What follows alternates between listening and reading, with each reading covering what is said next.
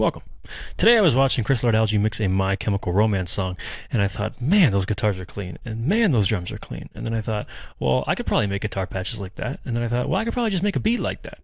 So I did. Today I want to dive in depth on how I got the guitar tone, the bass tone, the drum tone, and then I added some horns and piano and stuff like that. Not as important, but we'll dive into that too. So yeah, let's dive into the production and the mix of a My Chemical Romance type of beat. But first things first, my name is Matchler. I'm a producer. I cut my thumb off while I was making breakfast today. And if you want to work with me, click the link in the description below and you can submit some stuff to a form and see if I'm the right fit for you. All right, now, before we get into this, let's build some trust here. I'm going to show you what I did, and then you can decide if this video is even worth watching.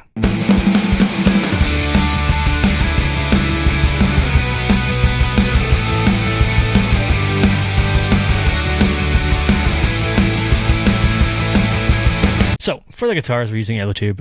For all the guitars, I believe we're using Amplitube. Yep, so get Amplitube if you want to use some patches here. These patches will be available in the custom shop pack that I have on the store. If you've already bought it, you can just re-download it and get them for free. But anyway, I'm going to walk through the tone anyway, so if you can't afford it, you can just make the tone yourself. It's going to start with a Brit 8000. It's going to have an overdrive on it. You can see the level, drive, and tone here. And these settings correspond to the guitar player settings in My Chemical Romance. I did nudge them a little bit here and there to make it fit to what I wanted. Into our cab, we're using a Sennheiser 421. We're also using a Neumann U67 in these positions. And importantly, we're not just using the regular speakers. We changed them out for the green speakers, which are right here, Brit Green. So that's important. After that, I threw a bit of compression on. I threw a bit of reverb on it, which it's actually at 0, so you don't have to add this. And then I threw the Neve on. The Neve actually does do quite a bit of tone shaping. So I'll turn it off and you can see. And on it.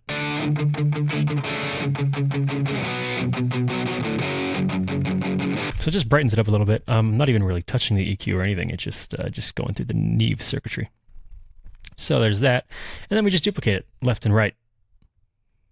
And we play our palm mutes.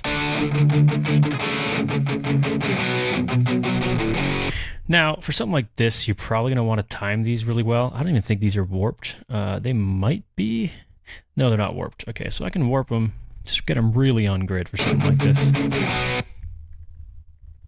And then what we can do to kind of further make it more kind of polished is we can take these and we can go to beats. Or we can go to 8ths, but I'm just going to stick at beats. Go to this, which I'm not even sure what this option means, but what it does is it cuts the tail pretty short. So as opposed to this, I can just lower it, and it'll sound like this.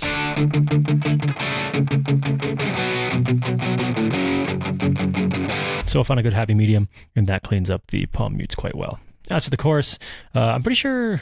Well, okay, they're not the exact same chord progression, but they're very similar. But in the chorus, I just play regular... strums.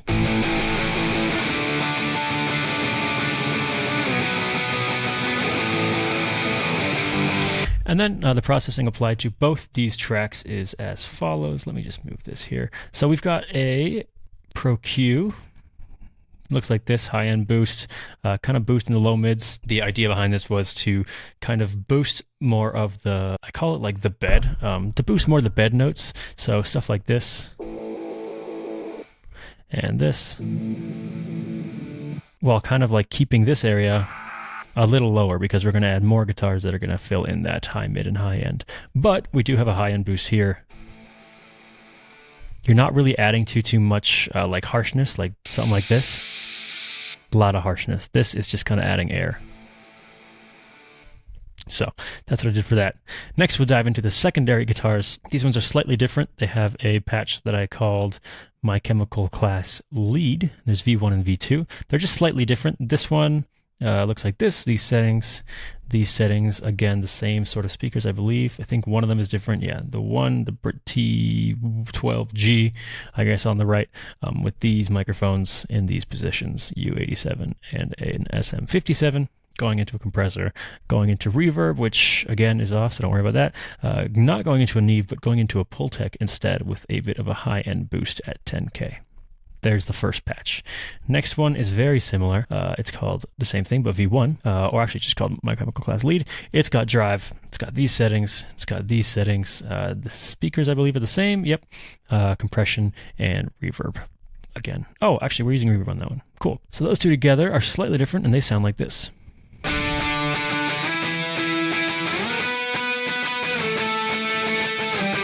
Obviously, you can clean up your playing if you want it to sound a little better, but this is kind of just more of a demo. This is what we've got going on here. We added a bit more high end, so you can kind of sharpen up the high end there. Same thing that we're doing here, but we're actually doing the opposite. So again, the theory is we kind of boost the harshness in one and we cut the harshness in the other. These guitars, being the bed guitars, can have more power in like the musical notes, while these guitars, the high guitars, can have more power in the high end. And that kind of balances out so it's not so sharp across the frequency spectrum. That's it for all the guitars. We just have one more bit of processing, which is the Schoeps Omni-Channel. We have a bit of saturation. I think, yeah, just a tiny bit of tone shaping with EQ. And then we're also focusing on the de-esser here. Let's just solo in on what we're actually cutting. That. So just another way to cut harshness. Can even go to the second one and see what we can do here.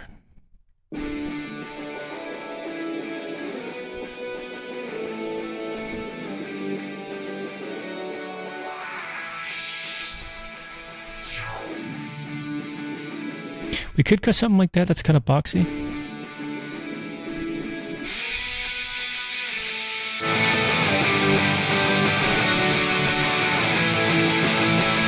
And that does clean it up quite a bit, so we'll keep it.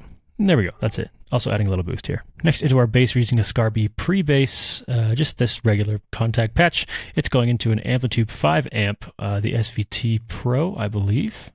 SVX Pro. It's called the SVT in real life, I think. Don't quote me on that. It's using the power grid distortion, the compressor, and a 7-band graphic EQ. Going into this bass amp with these settings, going into a tiny bit of compression, and then we are not really touching much here. We just have a bit of tape cassette distortion or saturation on there. Very simple. So that's going into bass lane. It just widens bass. It widens the frequencies that don't cause issues.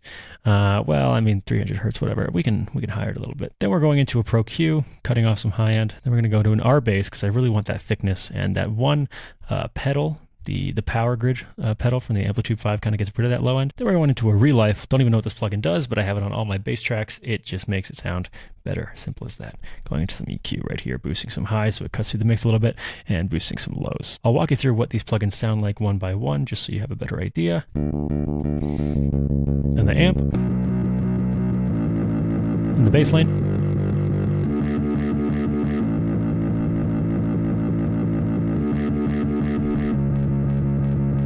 Then the Pro Q, R bass, Relife, and Pro Q.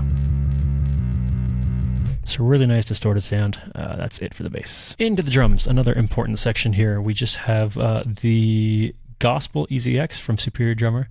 I love using the Gospel EZX. It's just really nice, and it's really well polished and just sounds great. Really nice when you push it through some compression too. Only thing I've really changed, aside from some levels here and there for some width and stuff like that, is I just added a little plate reverb on this snare condenser mic. But that's it. Really simple. That is going through a UAD 1176. It's going through the Rev E, the Blackface. Is that right, or is that offensive? I feel like it is. Fast attack, pretty fast release, and let's see what we're hitting here. So about a maximum of like -4, maybe -5. And then into the Pro Q, we're boosting around here.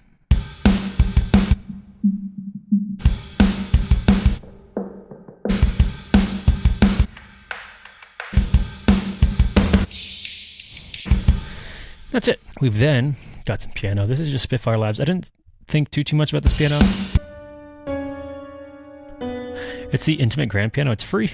Intimate Grand Piano Dynamic. That's really it. Throwing some reverbs and some delays on it. Nothing too crazy. And then we're going into our brass. Our brass is pretty cool. You could probably finesse it a little bit to make it a little better. This is kind of, I just did this fast because I just wanted a quick little brass section. But here we go. We've got Musio. It's on the 2-button brass trombone ensemble on staccato.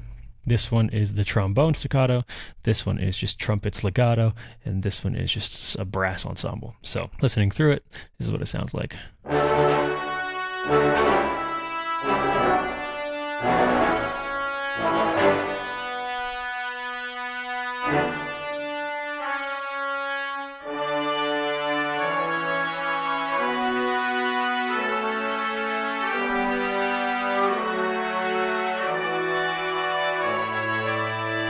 just a simple little brass section. Didn't think too much about it. That's it for all the instrumentation and the mixing for those instruments. I just want to dive quickly into the master because I feel the master is pretty important as well. We have an SPL machine head, which I absolutely love. I put this on every master. I use it for just regular tracks too. Super great. I use it on the ultimate setting. I put, this much drive. You can see it here. Input gain I had to turn down because it was pretty bright or pretty loud. The drive I turned up, the high frequency I turned up just a little bit, and the low frequency I just stayed the same. Could actually add a little more though, maybe if we want a little more bass in there, who knows. And I just make sure the tape speed's at 30 because we don't want to lose any high end really. And that's it. And lastly, as for our sends, we do have a couple sends here. We've got a room reverb, Valhalla room with some EQ, quite a heavy EQ there. We have some Valhalla plate. We have Valhalla vintage verb for a hall. And we got Echo Boy for a slap. Valhalla delay for a slap, Valhalla delay for a 8th-note delay, and a Valhalla delay for a quarter-note delay, which I'm not really using. But those are my sends, just in case you want to know. And that's it. Let's give everything a listen, and yeah.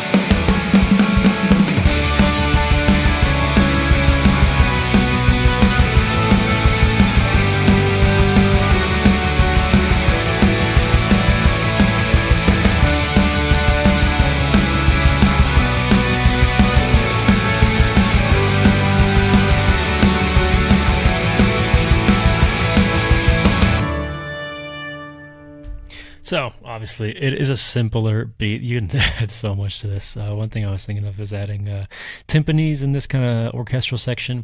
Obviously, like cleaning up the brass would be fine, would be a good idea. But I mean, I made this in an hour just to kind of get a demo out there to show you how I would go about creating a My Chemical Romance song. And obviously this is a recreation of the Black Parade. Didn't want to do it identical, and I also didn't want to do it that long because it was, what is it, like a 5-minute song? It's a long song. But yeah. Hope you enjoyed. Hope you learned something. If you want those presets, just check out the custom shop pack. It should be linked in the description. It might even be linked in the top corner here. I'm not even sure. But you'll find it. I got faith in you. But yeah, hope you learned something. Hope you enjoyed, and I'll see you later.